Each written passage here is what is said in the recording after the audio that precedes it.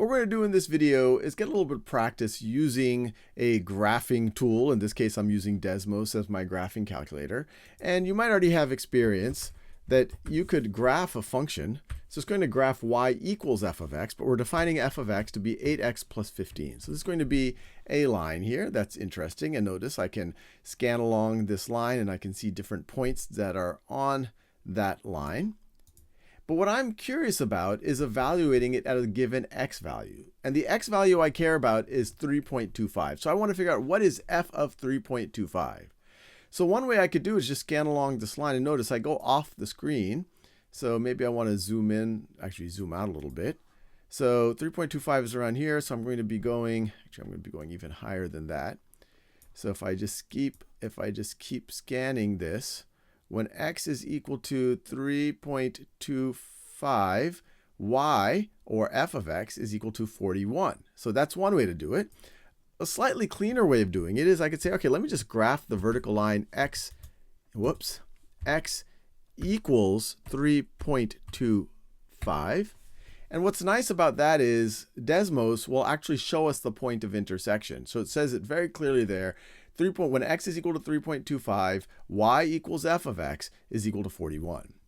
Now, Desmos also has a very convenient thing where you could literally just say f of 3.25. And, whoops, not 3.5, f of 3.25, and it just calculated it being 41. My guess is how it does it is actually just substituting in for the original equation, which is what I would do if I were just doing this on pencil and paper and I didn't have a grapher here. I would just say, well, 8 times 3.25 plus 15 is equal to 41. Now let's go the other way. Let's think about if we want to say at what x value does our function hit a certain value.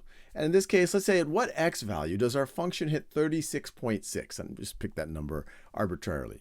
So we could do the same thing. Okay, let's see when our y value is 36.6. 36.6 is, right, I just saw it. There you go. At x equals 2.7, y is equal to 36.6. So you could do it that way. You could also just graph another line. You could say y is equal to 36.6.